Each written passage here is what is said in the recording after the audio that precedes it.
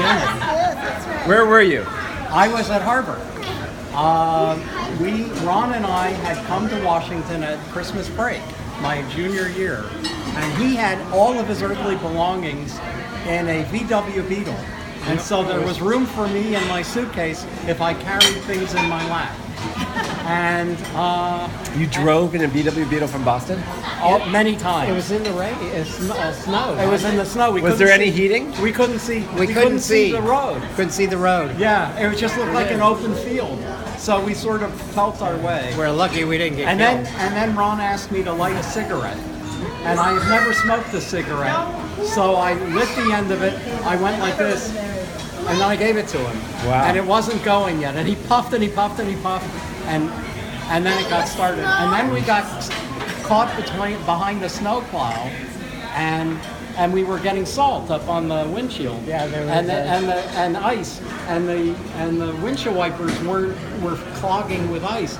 And so he opened the window on his side so that he could kind of grab the windshield wiper as it came his way and sweep the ice off of it. Somewhere in Connecticut, I think we lost the snow, but we weren't sure. We weren't sure we were going to make it. But then, Ron stayed in Washington, working for NIH, while I went back. And in late February or very early March, I got a phone call from him saying, "What are you doing next weekend?" And I said, "Nothing much." In Boston. Yeah, How did you get a phone call? At the dorm? I had a telephone in the dorm. Your own? My own. Yeah. So he said, "What are you doing next weekend?" I said, "Nothing much." He said, "How would you like to be my best man?" Which was discombobulating because I knew he had just gotten there. He hadn't had time to have a girlfriend. So I said, "Sure." And I took the train down, and I spent the whole weekend picking people up at the train station and at the airport. And fortunately, we have a small family, and then taking people back to the train station and the airport. And we had dinner at that restaurant. Huh? Yes. Yeah. So that was it. That's how it all started. And the whole family converged. It was amazing. We've never seen them all together since.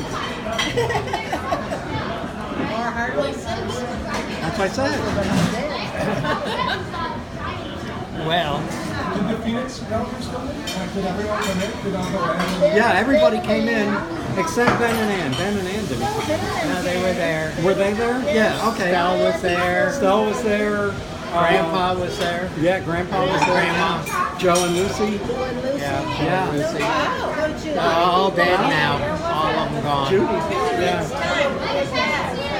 What Yeah, about Judy was there. Sam? I remember picking her up. Sam. Lucy? No, Phoenix. Oh no. No, he wasn't. I don't think he was invited, was he? No, I don't. Sheldon Garber? Barbara and Sheldon were there. Where were they coming from? California. Right. They only had their. How place did in they get California. there? They flew. They flew. The Gore family was very high on flying. Ben and Ann used to fly to come visit us. We take the train out west, but they'd come to this company on the airplane. And one time we were in National Airport picking them up when National Airport was just the one terminal. And they announced that the plane was late because they had lost contact with the plane. Well, they don't do that anymore. We thought, oh my God, what's happened?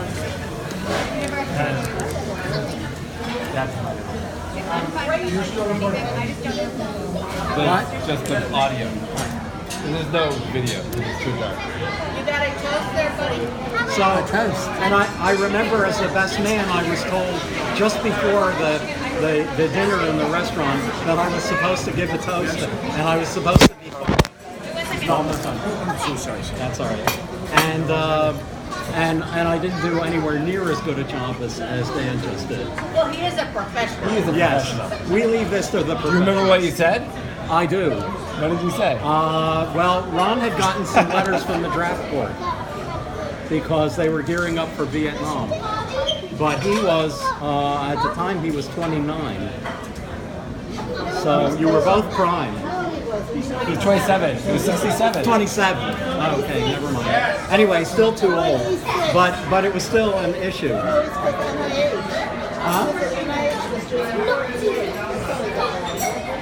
But the draft board contacted me. I don't think they ever. I always got Referral. yeah. No.